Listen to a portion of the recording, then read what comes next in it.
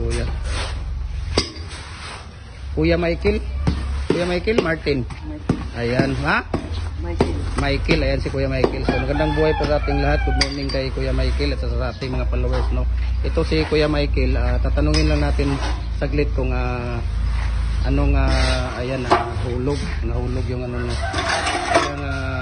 Ilang karatilyo na buhangin mo dito, Kuya? 5. Ilang sakong simento? Ilang piraso ang palabas mo? 150. Tapos yung ano mo, molasses mo? 2 salmon?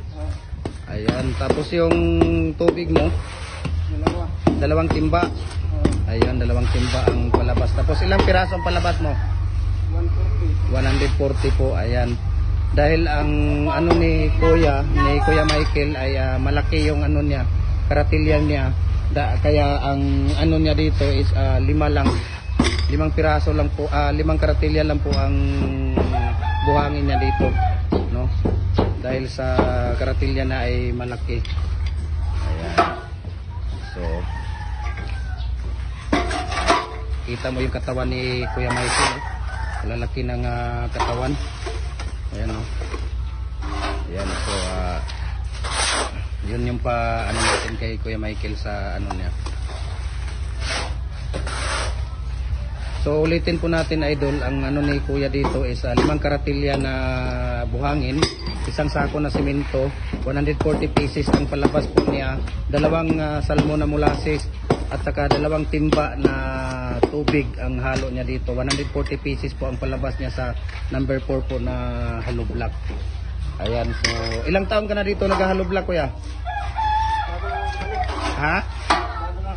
Bago ka lang, pero ilang taon ka na talaga nag-hollow block? Mga 2 taon na. So ngayon kababalik mo lang galing nagpahinga ka sa pag-hollow blocker. Ha? Ayan, si Kuya Michael. Kaya tingnan mo si Kuya Michael, ayan yung karatilya niya, malaki kasi malaki yung karatilya niya. Iba doon sa ginagamit na ano. Dati to luma, kagaya nung isa ni Kuya, malaki din yan. Ayan. So 5 lang.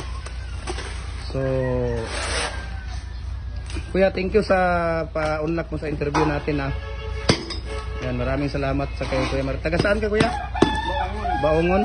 Ayun, si Kuya Michael taga Baongon pala ito. Dito lang sa Cagayan de Oro din si Kuya Michael katira. So, ilang taon ka nag-stop, Kuya?